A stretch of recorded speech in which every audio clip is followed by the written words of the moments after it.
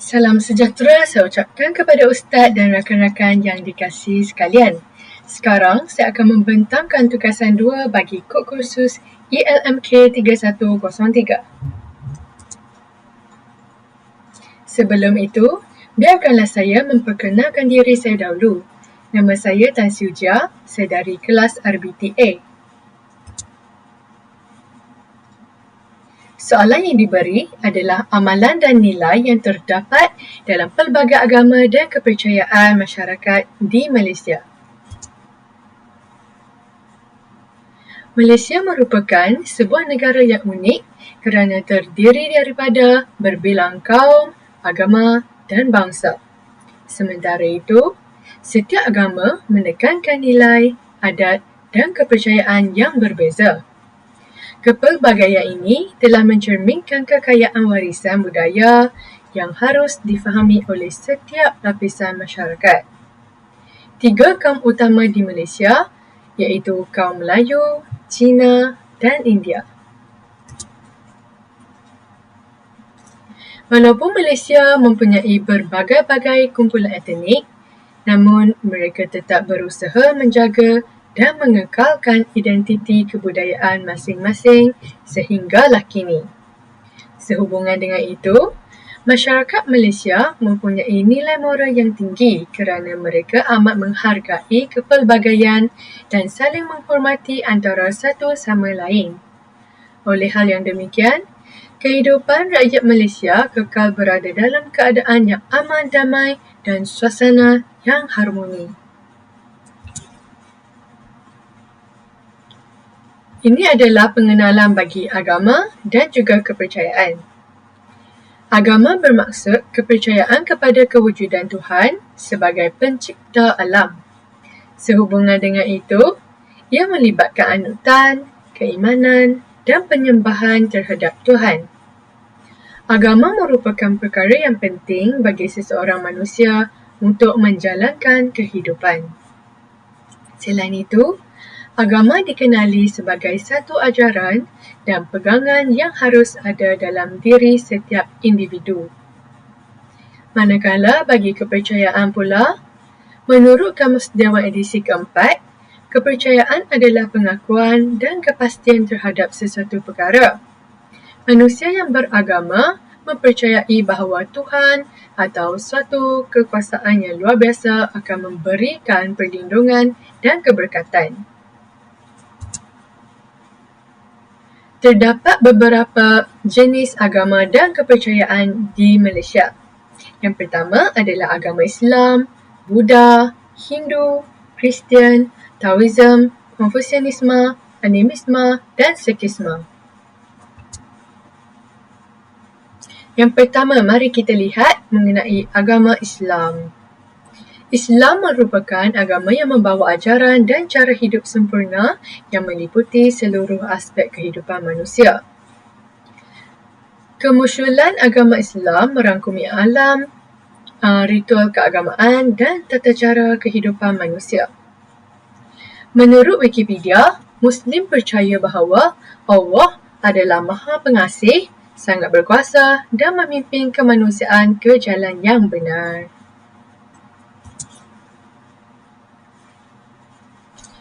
Dan penganut Islam haruslah mengamalkan rukun Islam iaitu 5 tanggungjawab yang telah ditetapkan.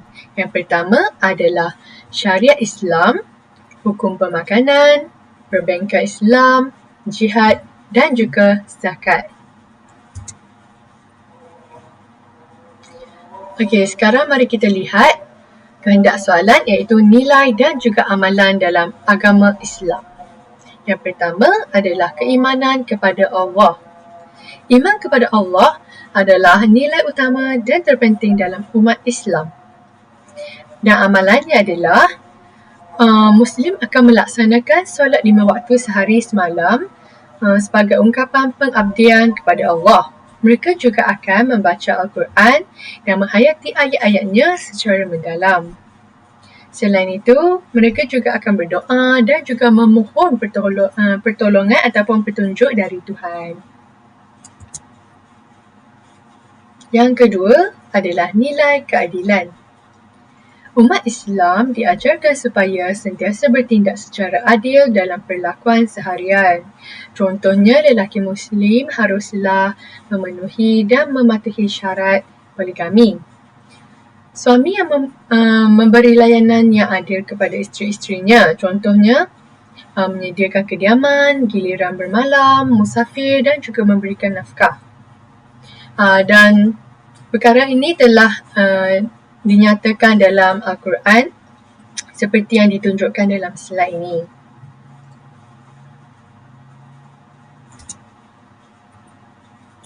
Baiklah, amalannya adalah pembahagian harta warisan. Al-Quran telah mengaturkan dan menetapkan pembahagian warisan secara jelas dan adil. Sehubungan dengan itu, setiap pewaris wajib mematuhi prinsip-prinsip syariah yang telah ditetapkan supaya menjamin keadilan dan juga mematuhi nilai-nilai Islam.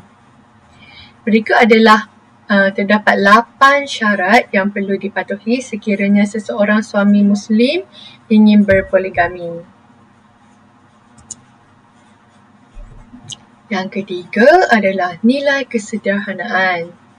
Dan amalannya, Islam menekankan pentingnya hidup sederhana dan menghindari pemborosan. Contohnya pemberian zakat. Hukum zakat adalah wajib bagi setiap Muslim yang berkemampuan dan juga mempunyai harta yang melebihi nisab. Dalam surah Al-Baqarah ayat ke-43 yang membawa maksud dirikan solat dan keluarkan zakat. Dalam At-Taubah ayat ke-103 juga menyatakan, ambillah sebahagian harta menjadi sedekah supaya dengannya dapat membersihkan diri mereka daripada dosa dan menyucikan dari akhlak yang buruk. Pemberian zakat bertujuan untuk menyucikan hati pemilik harta dari segala sikap tamak dan kedekut. Lebih-lebih lagi, menanam perasaan belas kasihan terhadap orang miskin ataupun orang yang berada dalam kesusahan. Yang keempat adalah nilai kesabaran. Bagi umat Islam, sabar merupakan sifat yang akan mendekatkan diri dengan Allah. Selain itu, sabar adalah kekuatan bagi jiwa orang mukmin. Sabar dalam ketaatan kepada Allah. Dan ini juga telah menyatakan dalam surah Al-Baqarah ayat ke-21. Sabar dalam meninggalkan maksiat dan juga perkara-perkara haram. Semua cabaran dan dugaan hidup merupakan ujian Allah untuk menilai keimanan manusia terhadapnya. Sehubungan dengan itu, manusia perlu sentiasa bersabar dalam menjalani kehidupan dan sabar melayan nafsu yang membinasakan. Dan amalannya adalah ibadat puasa. Seperti sekarang adalah bulan berpuasa dan rakan-rakan saya juga telah berpuasa dan saya tidak akan makan dan minum di depan mereka lah. Okey, puasa dikenali sebagai menahan diri daripada makan, minum dan perkara yang membatalkan puasa. Allah SWT telah mensyariatkan umat Islam untuk berpuasa semasa bulan Ramadan. Dalil kewajipan berpuasa terdapat dalam Al-Quran, surah Al-Baqarah, ayat ke-183.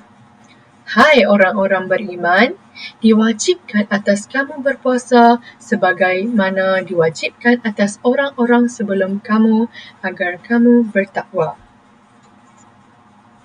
Berpuasa merupakan satu cabaran yang besar untuk menguji dan melatih kesabaran seseorang untuk menahan lapar dan dahaga. Sementara itu, bulan Ramadan adalah sebanyak 29 ataupun 30 hari dan mereka wajib menggantikan puasa mengikut bilangan hari yang telah ditinggalkan. Baiklah, agama yang kedua adalah agama Buddha. Pada awalnya, agama Buddha muncul dan berasal dari bahagian timur India purba. Kemudian ia tersebar dan berkembang secara meluas di negara China.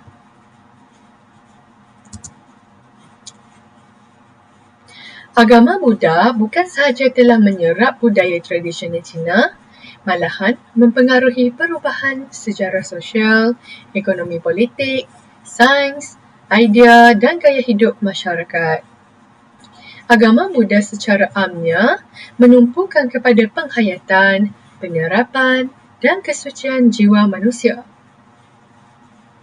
Nilai universal dalam Buddha secara dasarnya terkandung dalam dua doktrin utama Buddha, iaitu 4 kebenaran mulia dan juga jalan 8 lapis.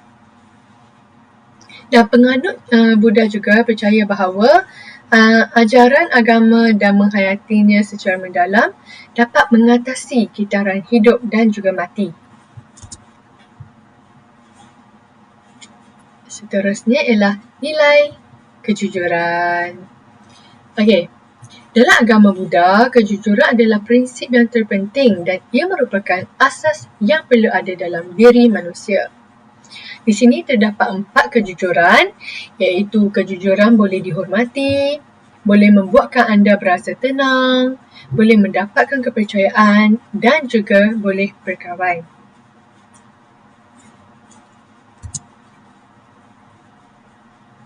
Baiklah, mari kita lihat amalan untuk kejujuran, iaitu menepati janji. Terdapat 4 di sini. Yang pertama adalah kita mestilah menepati janji ataupun kata-kata yang telah kita janji dengan orang lain.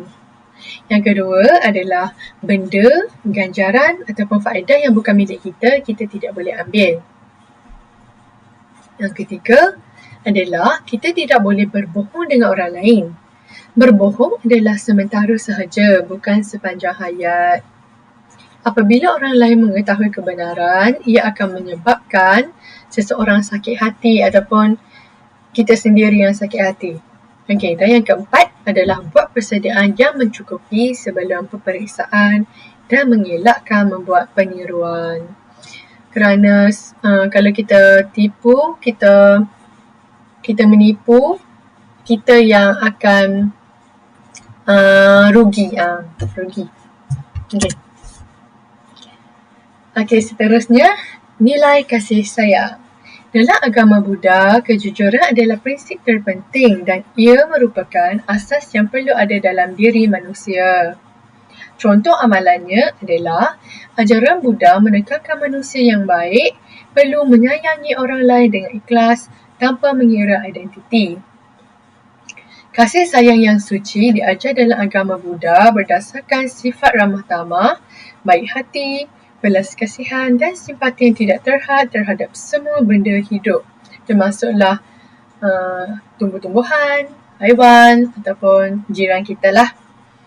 Okey, 5 rukun moral agama Buddha iaitu Pancasila telah menegaskan bahawa setiap manusia jangan membunuh, mencuri, berzina, berbohong dan mengambil dadah ataupun arak yang boleh mengelirukan akal.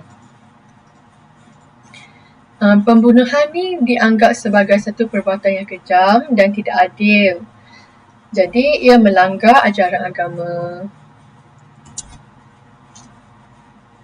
Yang ketiga adalah nilai rasional.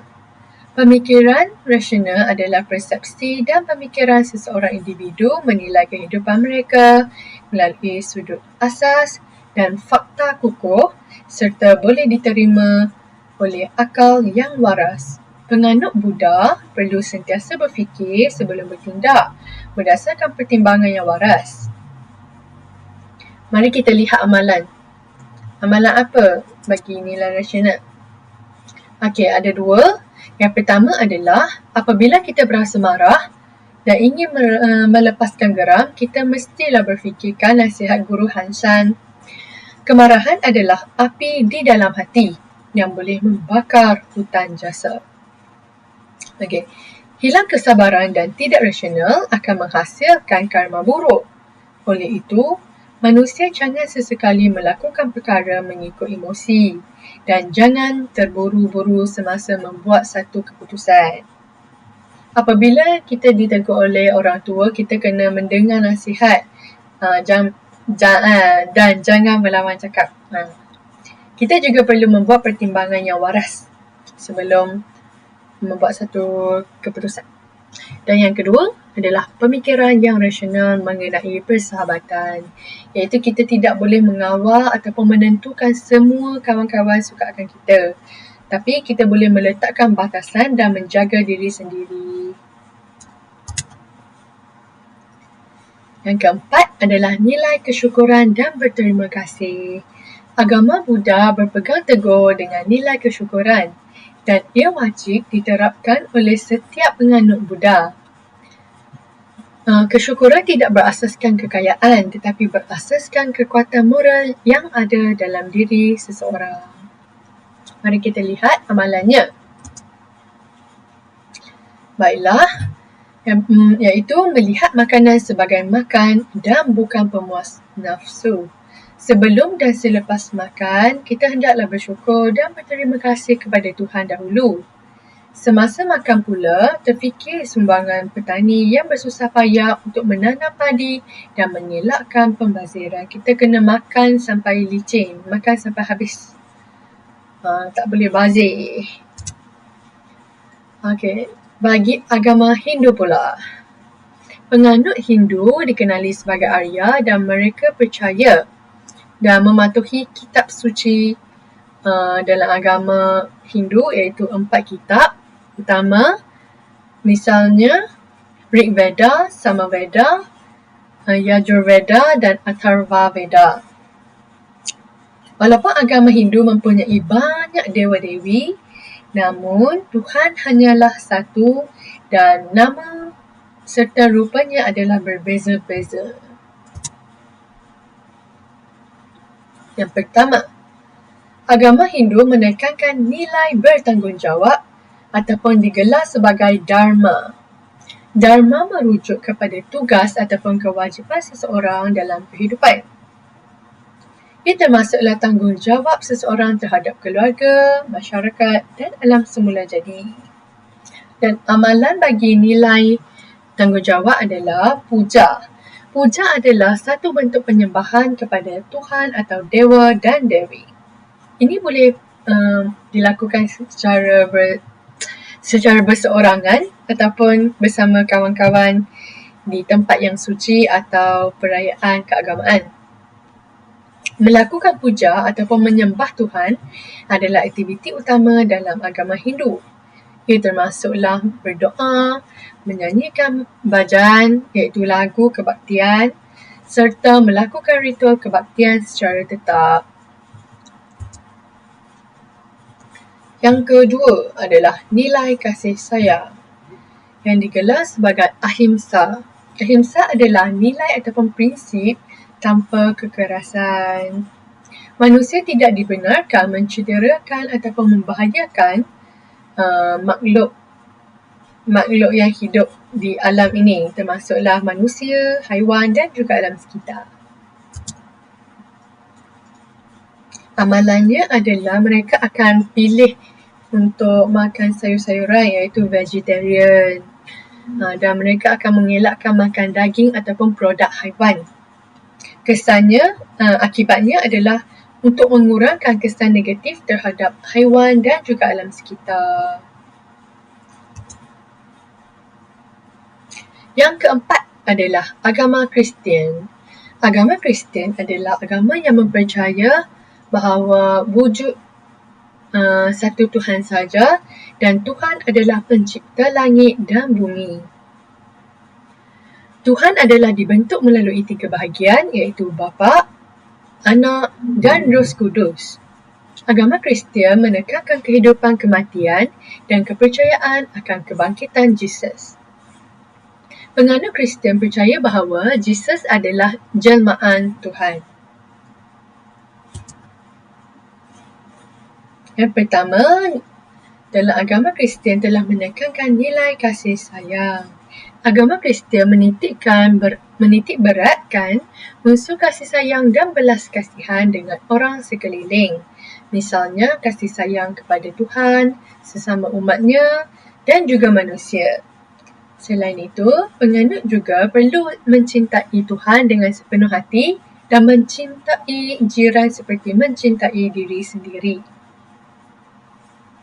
Amalannya adalah jiran-jiran akan dijemput untuk memeriahkan lagi semasa musim perayaan. Pada hari Krismas, mereka juga akan memberikan hadiah kepada jiran mereka tanpa mengira bangsa dan juga agama. Hal ini bertujuan untuk memelihara keharmonian dan juga menjalinkan hubungan yang baik.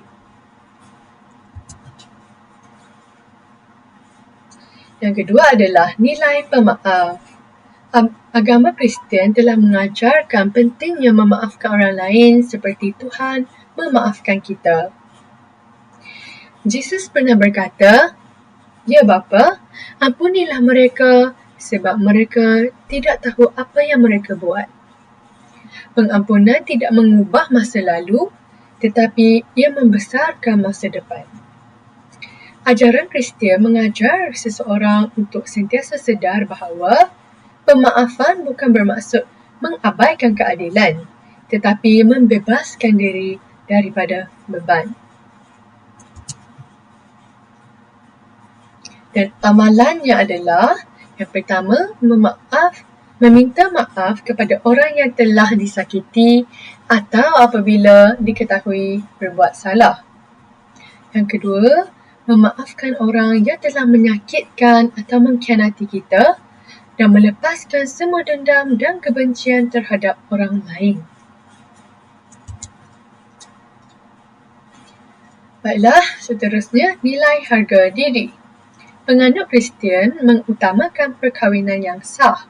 Sehubungan dengan itu, agama Kristian menegaskan tanggungjawab seseorang dengan tidak berzina dan melakukan maksiat.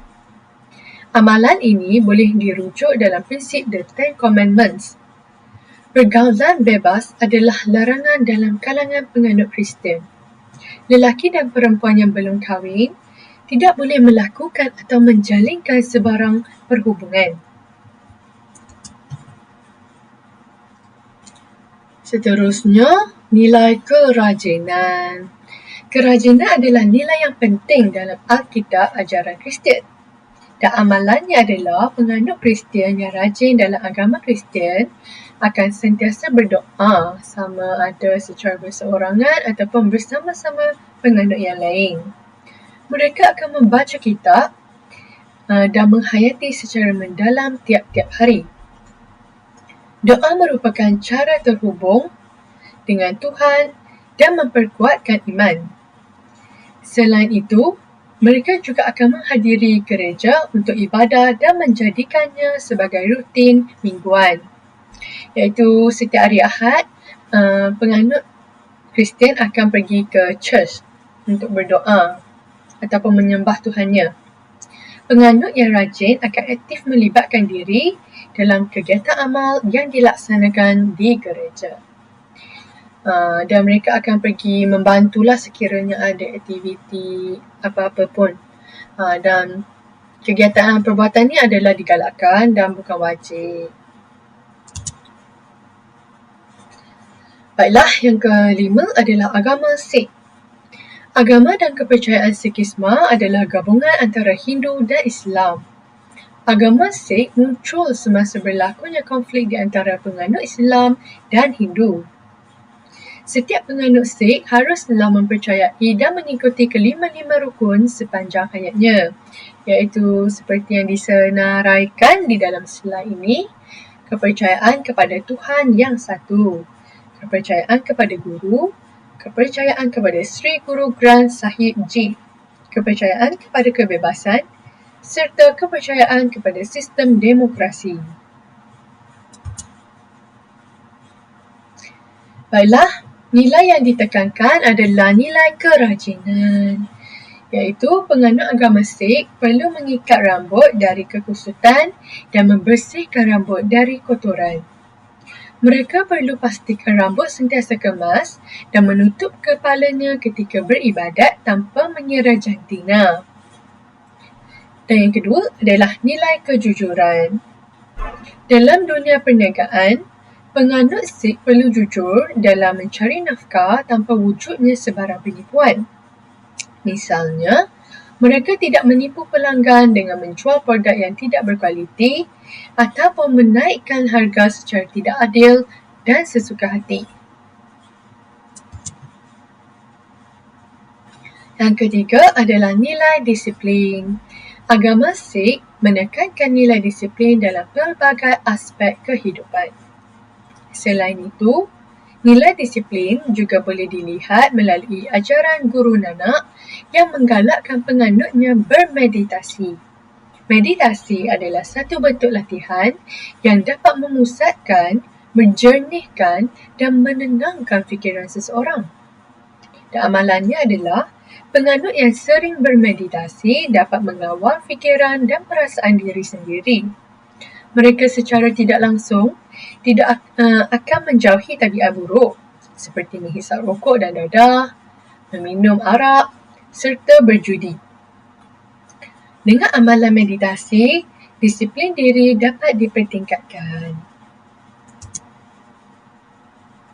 Yang keenam adalah Taoisme. Taoisme adalah ajaran mengenai moral dan hubungan antara manusia dengan alam persekitaran.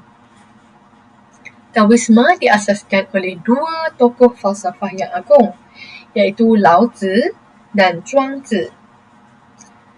Dan Taoisme dalam bahasa Cina adalah Tao, dan ia membawa maksud jalan. Lao Tzu juga telah menulis sebuah buku yang berjudul Tao Te Ching yang berkaitan dengan ajaran keharmonian alam semesta. Perkara utama yang disebut dalam buku tersebut adalah asas jalan dan cara kejadian semua benda hidup di dunia ini. Lambang bagi Tao adalah Yin dan Yang.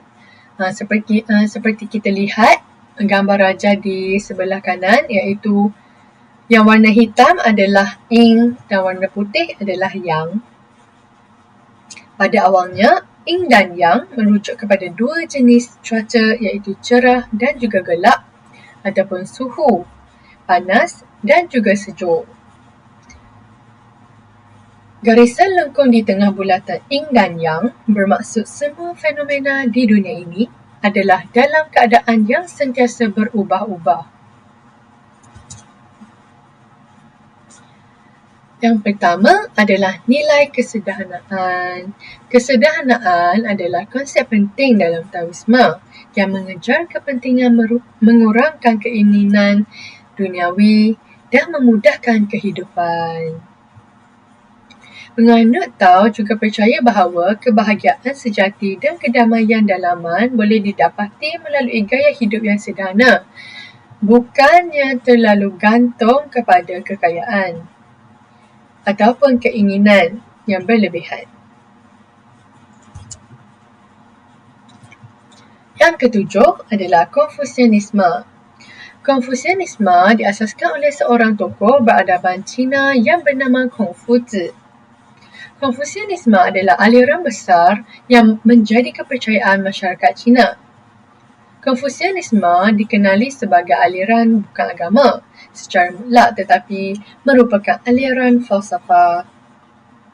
Matlamat utama Konfusianisme adalah untuk membentuk nilai moral dalam diri manusia, dan ia adalah satu pengajaran mengenai soal kehidupan dunia seperti konsep perikemanusiaan dan juga konsep tata susila.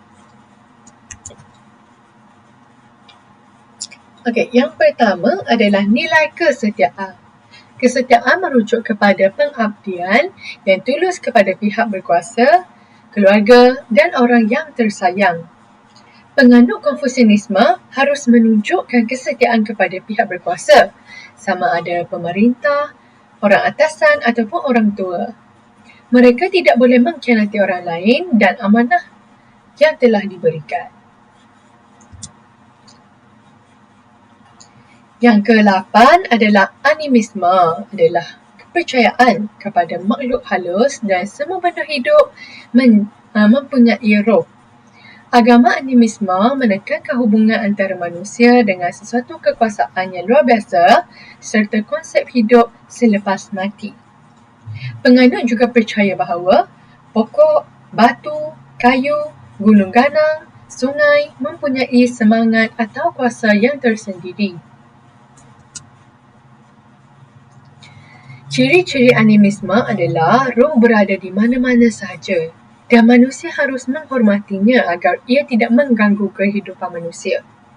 Selain itu, agama animisme percaya bahawa roh adalah makhluk gaib yang boleh meninggalkan jasad, bertindak secara bebas dan juga tidak akan mati. Baiklah, yang pertama adalah nilai kesederhanaan. Ia termasuklah mempunyai kesedaran terhadap sumber semula jadi yang terhad, menghargai kesedaran kehidupan dan juga menjalani kehidupan yang terlibat sepenuhnya dengan alam semesta. Amalan bagi nilai tersebut adalah penggunaan sumber alam.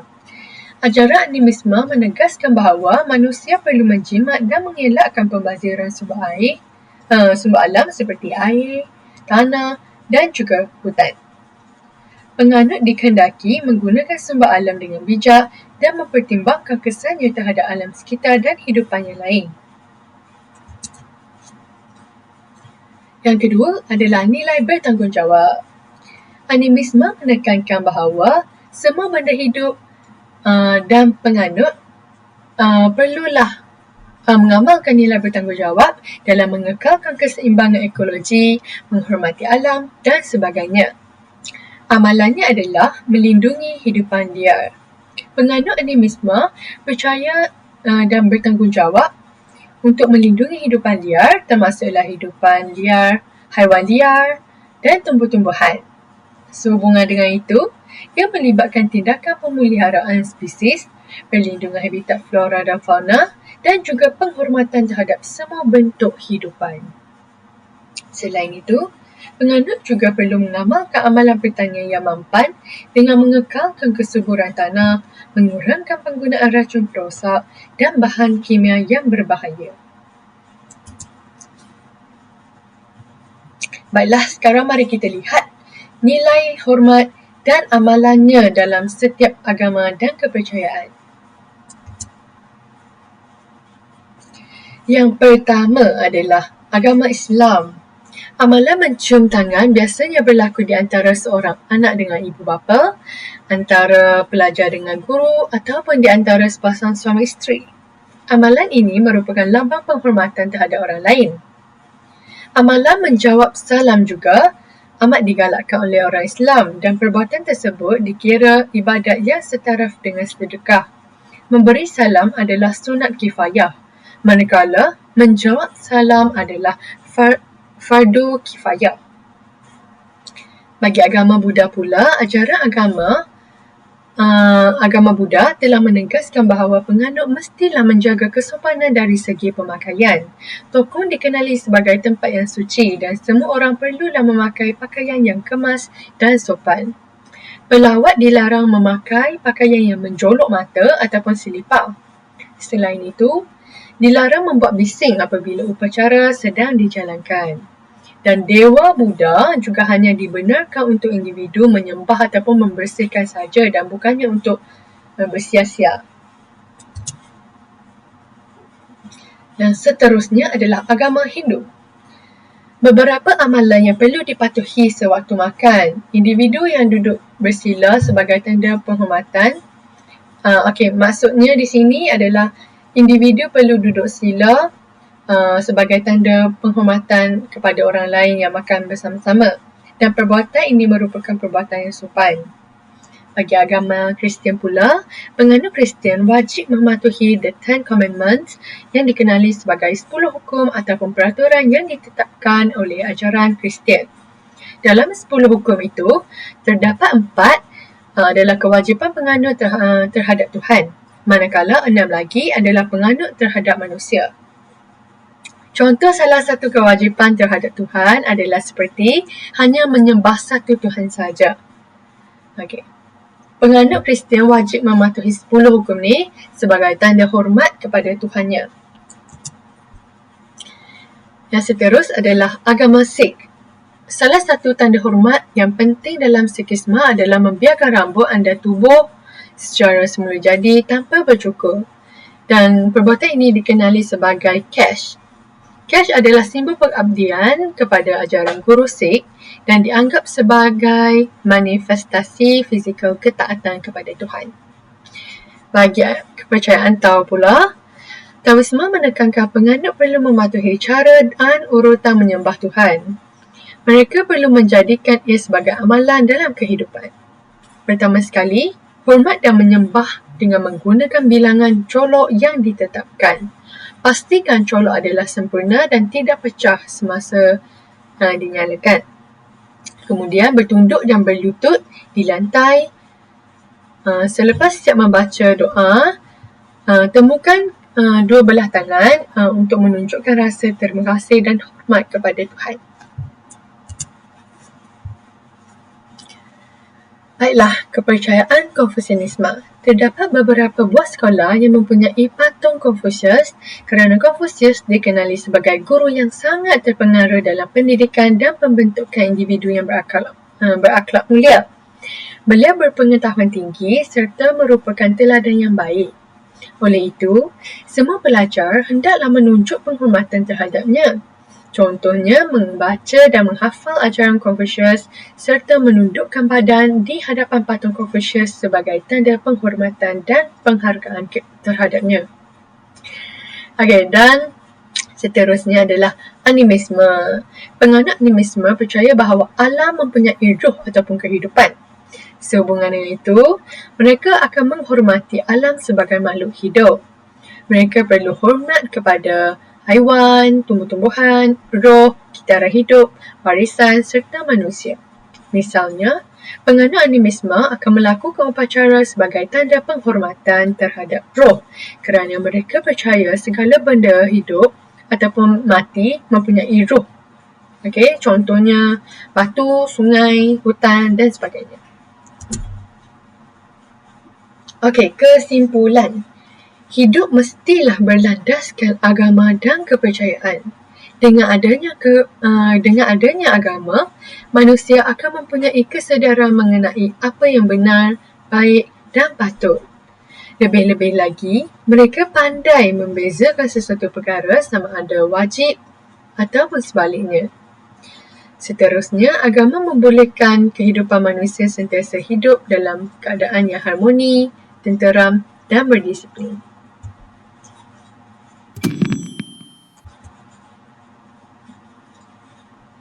Itu sahaja daripada saya. Sekian, terima kasih. Dan yang belakang ni adalah rujukan bagi pembentangan slide. Itu sahaja. Terima kasih Ustaz.